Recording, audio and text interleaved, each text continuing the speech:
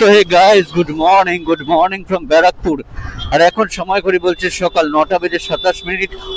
আর আজকে হচ্ছে বুধবার, আর আমি জাস্ট বেরোলাম বাড়ি থেকে। বেরিয়ে র্যাপিডোতে কিন্তু একটা বুকিং পেয়ে গেছি। কাস্টমারটা আছে 1 কিলোমিটার দূরে, আর যাবে হচ্ছে মানিকতলার দিকে। এই মোটামুটি 20 কিলোমিটার মতো আছে, তো ওটাকে নিয়ে নিয়েছি।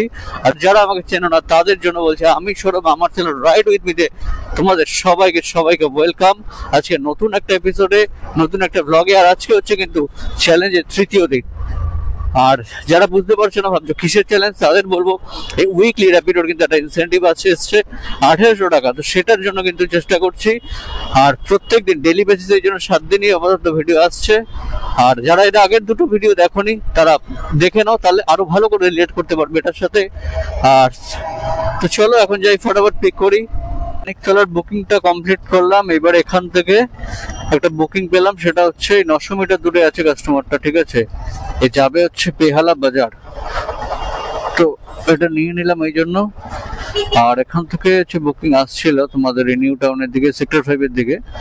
ওগুলো নিলাম না, কারণ এই সকাল সকাল ওইদিকে যে লাভ নেই।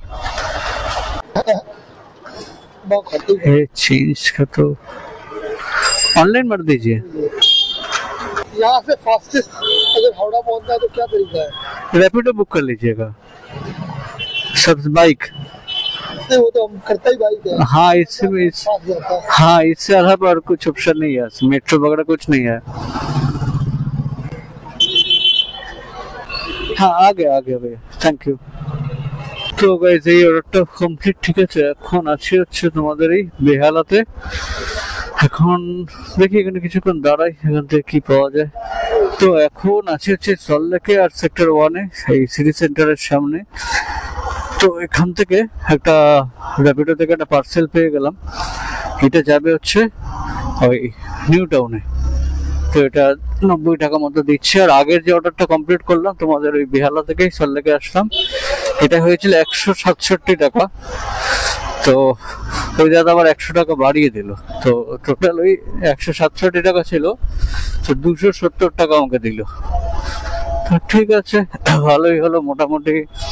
এর আগে প্রথমটা গেলাম তোমাদের মানিকতলা, 200 টাকা পেলাম। মানিকতলা থেকে গেলাম বেহালা, 200 টাকা। আবার তারপরে এটাতে আসলাম মোটামুটি ওই 270 টাকা। তো সব মিলিয়ে হলো মোটামুটি 670 টাকা মতো, 700 টাকা মতো। এখন এইটা কমপ্লিট করলে হয়ে যাবে মোটামুটি 800 টাকা মতো। তো চলো এটা কমপ্লিট করি, আর তার আগে একটু তেল ভরতে হবে। তো এইবারে ব্যাপারটা হচ্ছে কি, যে এখন যাচ্ছি হচ্ছে নিউ টাউনের দিকে। আর এটা র্যাপিডো থেকেই নিয়েছি। তো মোটামুটি সকাল থেকে র্যাপিডোতেই জন্য বুকিংগুলো মারছি সব। কিন্তু ব্যাপারটা হচ্ছে ছোট বুকিং পাওয়া যাচ্ছে না। তো এবার দরকার ছিল একটু ছোট বুকিং, কারণ কাউন্টটা পারলে কি হতো, ওই ইনসেন্টিভটা সুবিধা হতো। এবার সকাল থেকে পেলাম মোটামুটি বড় বুকিংই পেলাম, সব 20 কিলোমিটার 19 কিলোমিটার এরকম। এইবারে ব্যাপারটা হচ্ছে যাই, এইবারে যদি এখান থেকে দেখি কিছু পেয়ে যাই, এবার ছোট কিছু তাহলে মারবো। কারণ যদি শুধু ছোট কিছু মারতে দেখতাম সকাল থেকে, তাহলে এবার আর্নিংটাও তো দেখতে হবে না। এবার দেখা গেল আমি 10 টাকা 20 টাকা চক্করে ছোট চক্করে থাকলাম। এবার দুপুরের পরে তো অর্ডার বুকিং কমে যায়, যেমন এই টাইমটা এখন বুকিং কমে যাবে। আর এমনিও মার্কেট খুব বেশি ভালো না আগের মতো, যে কনস্ট্যান্ট বুকিং আসছে সেরকম না। তো ওই জন্য বড় মারতেই হয়, অ্যাটলিস্ট আর্নিংটাও যাতে হয়। তো সবটাই মিলিয়ে মিশিয়ে তোমাদেরকে করতে হবে। এবার আমার মোটামুটি দেখো, এখন এটা কমপ্লিট করলে প্রায় 800 টাকা মতো আর্নিং হয়ে যাবে। আর তাছি হচ্ছে মোটামুটি তোমাদের ওই নিউ টাউনে। তো এরপরে দেখা যাক, এরপরে এখান থেকে আর দূরে যাবো না। এইবার ওইদিকেই নিউ টাউন থেকে মোটামুটি দেখবো আমাদের ওইদিকে কি পাওয়া যায়। যদি ডাইরেক্ট বড় পাইতে হয়ে গেল, না হলে ওই ছোট মারবো, তাতে লাভ হবে, টাকাটাও আসবে এবার। আর তার সাথে হচ্ছে তোমাদের ইনসেন্টিভের যে সেটা আছে স্ল্যাবটা, ওটাও কিছুটা কমপ্লিট হবে। নিউ টাউনের যে পার্সেলটা ছিল ওটা তো ডেলিভার করে দিলাম। তো কোন দিক দিয়ে যাবো রে, বুঝতে পারছি না। একটু উপরে উঠবো, চল দেখি, উঠাতে যাক, আবার যাবে দেখা যাবে। তো ওই নিউ টাউনের পার্সেলটা কমপ্লিট করার পরে ওখানে অনেকক্ষণ বসেছিলাম, কিন্তু ওখান থেকে বুকিং কিছু আসছিল না। তাই ভাবলাম যে ইকোস্পেসের দিকে এগিয়েছি, ওখান থেকে 2 কিলোমিটার ছিল। তো ওই জন্য আসলাম ইকোস্পেসের এখানে। তারপর এখানে এসেও বসেছিলাম প্রায় 1 ঘন্টা। তারপর এখান থেকে বুকিং পেলাম, ঠিক আছে। সেটা হচ্ছে পার্সেল এই সামনেই আছে, টিসিএস এর গেটের ওখানে। আর এটা যাবে হচ্ছে ওই 2.5 নম্বরের দিকে বোধহয় দেখলাম। তো যাই হোক, ওই জন্য নিয়ে নিলাম। র্যাপিডো থেকেই পেয়েছি এটাও। তো ওই 10-12 কিলোমিটার হবে এখান থেকে, 110-20 টাকা মতো হয়তো দেবে। তো যাই হোক, চলো। তো গেছে পার্সেলটা নেওয়া হয়ে গেছে, একটা ছোট টিফিন বক্স মতো আছে, আর 11 কিলোমিটার এখান থেকে ডিস্টেন্স আছে। সময় দেখাচ্ছে 25 মিনিট, আর 120 টাকা মতো দিচ্ছে আর কি র্যাপিডো। তো এখন আছি হচ্ছে আলিয়া ইউনিভার্সিটির এখানে থেকে এখন টুকটুক করে যাবো। আর তোমরা যারা আমার চ্যানেলে নতুন নতুন ভিডিওগুলো দেখছো বা এই এপিসোডটা ফার্স্ট টাইম দেখছো, তাদের কিন্তু বলবো অবশ্যই পুরোনো এপিসোডগুলো একটু দেখে নাও, তাহলে এই এপিসোডটার সাথে রিলেট করতে পারবে, কারণ এটা 3 নম্বর এপিসোড আর কি, ঠিক আছে? আর চ্যানেলটা সাবস্ক্রাইব করে দিও এইরকম কিছু ভালো ভালো ভিডিও পেতে। তো এখন চলে আসলাম হচ্ছে এই দমদমে ক্যান্টনমেন্টে, ঠিক আছে? মানে ক্যান্টনমেন্ট ঠিক না, 2 নম্বরের এখানে। তো এখানে হচ্ছে পার্সেলটাকে ড্রপ করে দেবো। তো চলো আগে পার্সেলটাকে বের করি। এই ছিল হচ্ছে পার্সেলটা, এটাকে চেক ইন করলাম। এবার একটা ফটো নিতে হবে, নিলাম, ডেলিভার করে দিলাম। চলো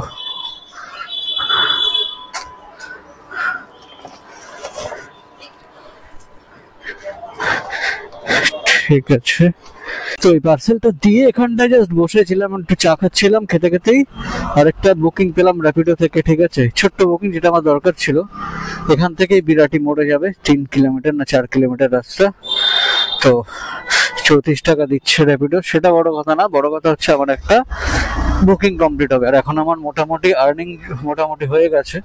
এইবার এখন আমার দরকার ছোট ছোট 3-4টে অর্ডার, তাহলে কাউন্টটা বেড়ে যাবে। মোটামুটি আজকে অব্দি 18টা হয়েছে, ওইদিকে 35টা কমপ্লিট হলেই ফার্স্ট স্লটটা অ্যাচিভ করে যাবো, মানে 300 টাকা ঢুকে যাবে।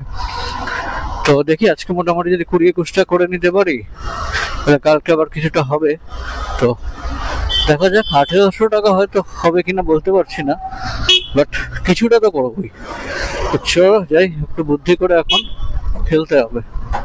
তো হে গাইস, গুড আফটারনুন। এখন সময় করে বলছে বিকেল 5টা 35, আর আমি আছি হচ্ছে সোদপুরে কল্যাণী রোডের উপরে। তো বেসিক্যালি এখন বাড়ি বেরিয়ে যাচ্ছি বাড়ির দিকেই। তো কিছুক্ষণ দাঁড়িয়েছিলাম, তোমাদের ওই বুকিংটা নিয়ে আসলাম বিরাটি থেকে মধ্যমগ্রাম। তারপরে ওখানে কিছুক্ষণ দাঁড়ালাম, তারপরে কোনো বুকিং কিছু আসছিল না সেইভাবে। তো তারপর লাস্টে ভাবলাম যে বেরিয়ে যাই, আর এখন তো অন্যদিকে যাবো না। তো যাই হোক, ওইদিকে মোটামুটি 20টা মতো হতো হচ্ছে তোমার কাউন্ট, ঠিক আছে তোমাদের। কিন্তু লাস্টে যে কাস্টমারটাকে নিয়ে আসলাম এই মধ্যমগ্রামে, এত মানে জঘন্য ধরনের কাস্টমার, কি বলবো। তো দেখ, এখন একটা অর্ডার এসেই যাচ্ছে গোপালপুর রাজারহাট। তো একটা বয়স্ক মতো, একদম বয়স্ক লোকও বলবো না, ঠিক আছে, একটা মিডিল এজ টাইপের লোক। সে ইউজ করে হচ্ছে কিপ্যাড ফোন। দেখ, সেটা করতেই পারে, তার পার্সোনাল ব্যাপার। অন্য কে নাকি বাড়ির বুক করে দিয়েছে, ভালো কথা। এবার যখন গেছি লোকেশনে, তখনও আমাকে সেই এদিক ওদিক ঘুরে ঘুরে যেতে হলো, এখানে না এইখানে, এইখানে না ওখানে, এই করে যে খুঁজে খুঁজে বের করলাম, পিক করলাম। সেম মধ্যমগ্রামে যখন নামবে, সেই লোকেশন দেখাচ্ছে গঙ্গানগরের রাস্তা, বলে না চৌমাথায় নামবে। এবার চৌমাথায় এসে নামলো, আমি হলো হয়তো নেমে, এবার কি হয় দেখো, র্যাপিডো লোকেশন চেঞ্জ হলে কাস্টমারের কাছে একটা পারমিশন যায় যে কাস্টমার ওটাকে অ্যাকসেপ্ট করতে হয়। মানে কাস্টমার বলে যে হ্যাঁ, আমি এখানে নামতে চাইছি, রাইটটা এন্ড করতে চাইছি। সেটা করলে দেন স্টপ হয়, তারপর আমার কাছে অ্যামাউন্টটা শো করে। এবার সেই লোককে বলছি, বলে আমার কাছে তো কিপ্যাড ফোন আছে। তাহলে আপনার বাড়িতে যে বুক করেছে তাকে ফোন করে বলুন সাইন করতে রাইটটা। বলে না, সে ফোন টোন কিছু ইউজ করতে পারে না। কি বলবো বলো, ফোন নাকি ইউজ করতে পারে না, দিকে র্যাপিডোটা দিলে কি করে বুক করেছে। তারপরে সে কি হবে, তারপরে সে কি বলবো, তারপরে বলে যে আমি তো এখন অ্যামাউন্টটা কত আমি কি করে বুঝবো।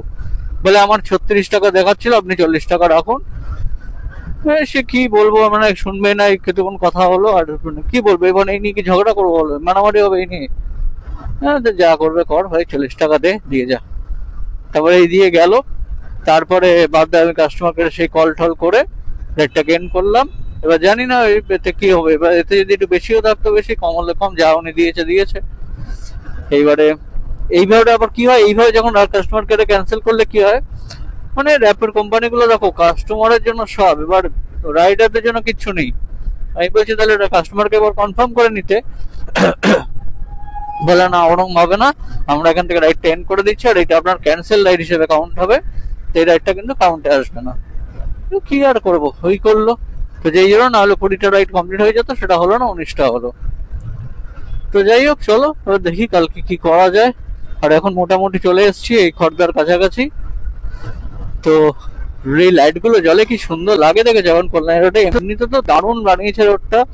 এবার রোডের এই যে রিফ্লেক্টর গুলো দিয়েছে, মানে মারাত্মক সুন্দর। এখন তো পুরো অন্ধকার হয়নি, পুরো অন্ধকার হয়ে গেলে দারুণ লাগে। আর চারিদিকে না এই পোকা এসছে সন্ধ্যাবেলা, ভর্তি পোকা, মানে কথা বলতে পারছি না আমি। লাইট গুলো দারুণ লাগে, এই তোমাদের এই রিফ্লেক্টর গুলো। আর এই ফ্লাইওভার গুলোর ওই উপরে যে লাইট গুলো থাকে এগুলো জ্বালিয়ে দিয়েছে, তো দুর্দান্ত লাগে। দেখো জাস্ট ভিউটা দেখো, মানে চরম সুন্দর লাগে এই জায়গাগুলো। তো যাই হোক, এই লাইটটা দেখতে দেখতে, এই ফ্লাইওভারটা এনজয় করতে করতে আজকের মতো ব্লগটা শেষ করছি। তো তোমরা সবাই ভালো থেকো, সুস্থ থেকো, আর জুড়ে থেকো রাইড উইথ মির সাথে। তো চলো আপাতত টাটা, গুড নাইট। আর তোমরা এনজয় করো এই সুন্দর সুন্দর ফ্লাইওভারের ভিউটা।